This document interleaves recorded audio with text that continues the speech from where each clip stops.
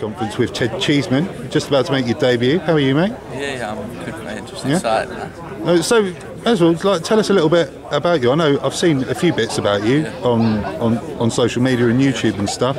You've recently signed with Matchroom. You must be over the moon with that. Yeah. Like I just turned 20, so I was so I was 19 when I first signed with them. So I've been making my debut at 20. So yeah. It's good. I can't wait really. I had 61 fights in amateur and won 50 of them. Oh wow, that's amazing. I won 6 national titles. I boxed for England 10 times. Went to the World Youth Games. So I've done a lot as an amateur. Now it's sort of all means nothing really. It's like I'm at the start again.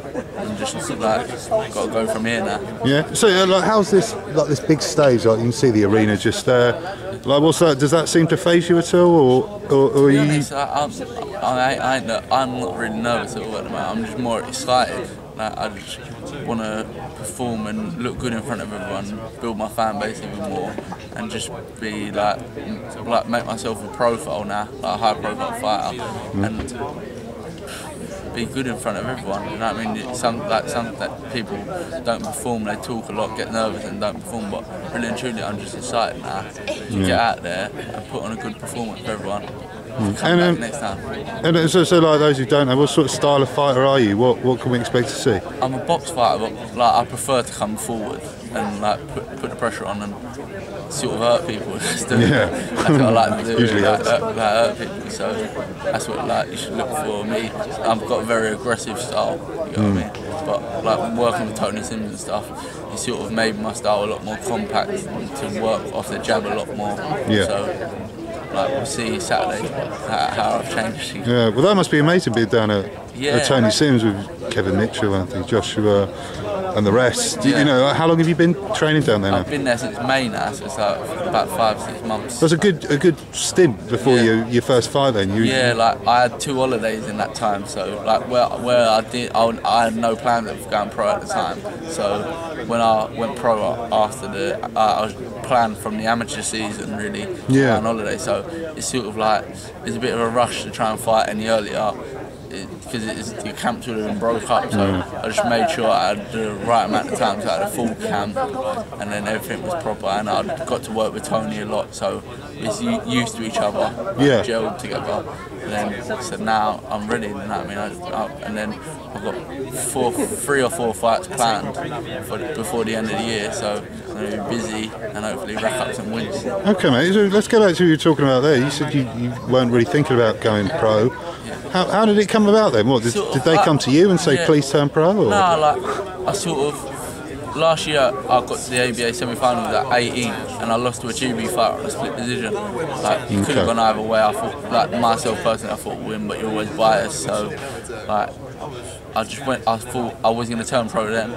And then everyone said, oh, you're too young, just leave it, like, go have another year. And I had another year, and I trained really hard, and I beat a GB fight the first fight, and the second fight, like, I fought in the London final and lost on a split decision to a, like, former ABA champion. But then again, like, I thought I'd done enough.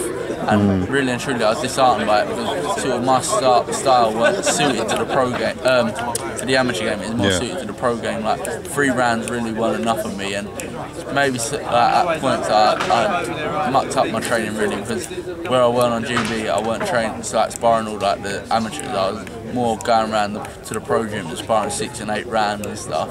And sometimes it's no good because you get used to them long rounds and the 3 rounds are just like sharp and explosive. Yeah, it's almost like counterproductive, isn't it? Sometimes I was like only sort of warming up into the 3rd round, you know what I mean? So it was too late. But so I think the only choice I had really was to go pro, because there's no point waiting around for 2020, do you know what I mean? It's too long. I'll be like near enough 26 years old. Yeah. So there's no point. I thought I'd just go pro. I got the deal and signed with the people I wanted to in the first place. Like from trying to have to get on GB and go pro with Matchroom, I got like the Matchroom deal anyway. So it was like I got what I wanted. So it was only for me to do it. You know what I mean? So I decided to do it, and now got my pro debut at 02. Yeah, I know, mate. It's pretty crazy how things quickly change. So like, I know it's early days, and you want to get your debut out of the way first, but when you signed with Matchroom, what are their big plans for you? What would they see you can do in your career? It's like Eddie Hearn said that I can box every month or once every 2 months or something. Like, so I'm out regularly and I'm going to box all over Britain. And if one comes about in America or Germany or like wherever, all over the world, I'll get a shot. You know what I mean? I'll get a chance and I'll be able to fight. So hopefully I'll fight like 10 times a year, build up experience, build up a profile all over Britain.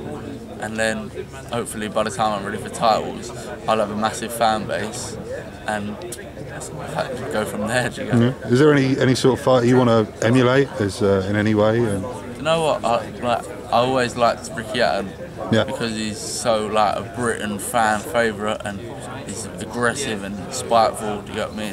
And he went out to Vegas and fought Mayweather. He went out and fought Pacquiao. Like, he didn't really care about no one. Yeah. Sort of. As an amateur, I never really cared about boxing anyone anywhere. It didn't matter to me, and I ain't worried. It's my like job really. It's my profession. Yeah. Box. Okay. So I ain't really worried. So I just can't wait to sort of get to that point where I can start saying, yeah, I want to box him, and fight for this title, fight for that title. Okay, mate. Well, all sounds really positive. Thanks so much for.